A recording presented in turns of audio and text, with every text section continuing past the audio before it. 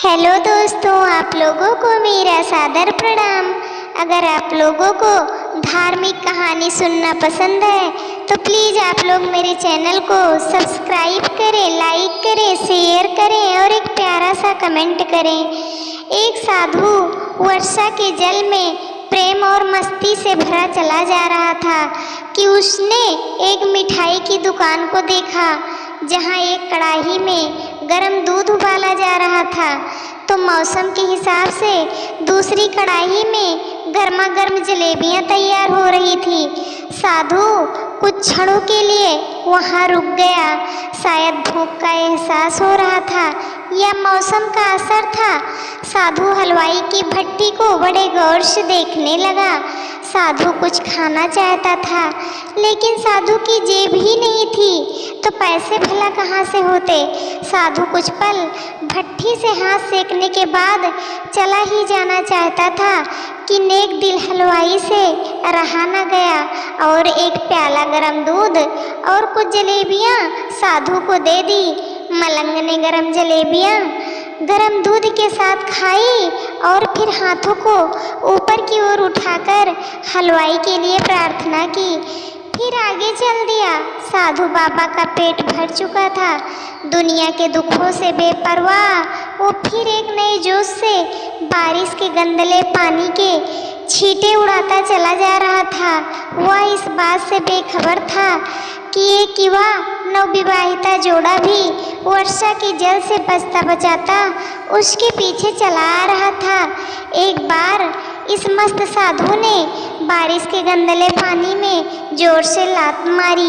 बारिश का पानी उड़ता हुआ सीधा पीछे आने वाली युवती के कपड़ों को भिगो गया।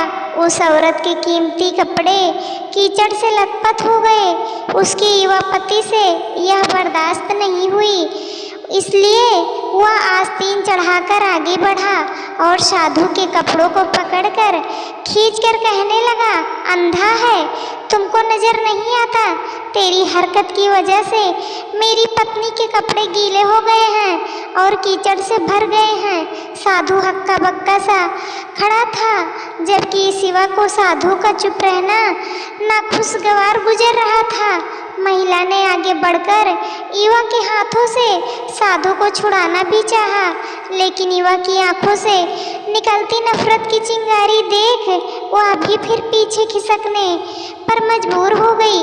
राह चलते राहगीर भी उदासीनता से यह सब दृश्य देख रहे थे, लेकिन युवा के गुस्से को देखकर किसी में इतनी हिम्मत नहीं हुई कि उसे रोक पाते और आखिर जवानी के नशे में चूर इस युवक ने एक जोरदार थप्पड़ साधु के चेहरे पर जड़ दिया।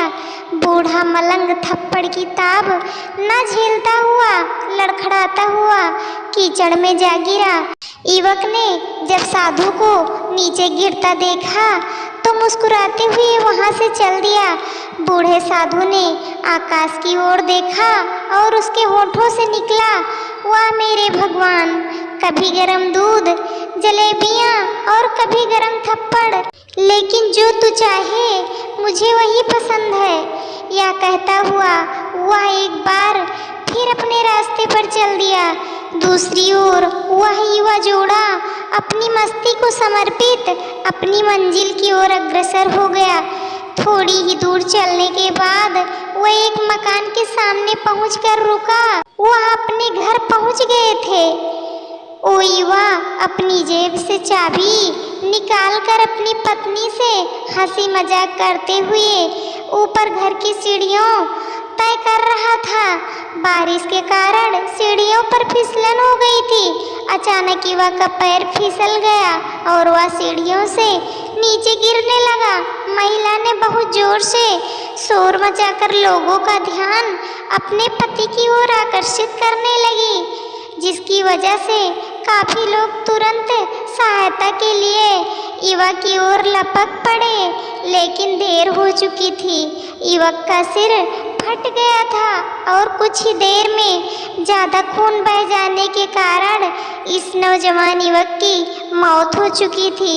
कुछ लोगों ने दूर से आते साधु बाबा को देखा तो आपस में कानाफूसी होने लगी कि निश्चित निश्चित रूप से इस साधु बाबा ने थप्पड़ खाकर युवक को श्राप दे दिया है, अन्यथा ऐसे नौजवान युवक का केवल सीढ़ियों से गिरकर मर जाना बड़े अचंभे की बात लगती है। कुछ मनचले युवकों ने यह बात सुनकर साधु बाबा को घेर लिया।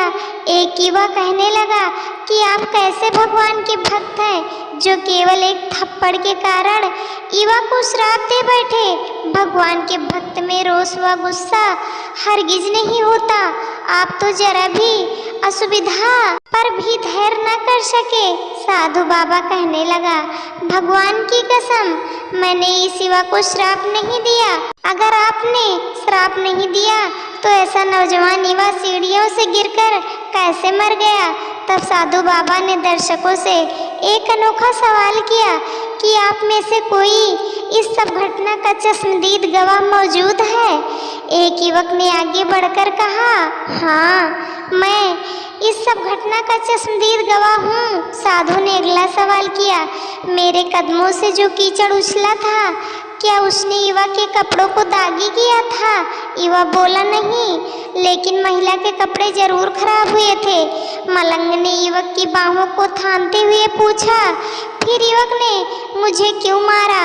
युवा कहने लगा, क्योंकि वह युवा इस महिला का प्रेमी था और यह बर्दाश्त नहीं कर सका कि कोई उसके प्रेमिका के कपड़ों को गंदा करे, इसलिए उस युवक ने आपको मारा। युवक की बात सुनकर साधु बाबा ने एक जोरदार ठहाका बुलंद किया और यह कहता हुआ वहाँ से विदा हो गया।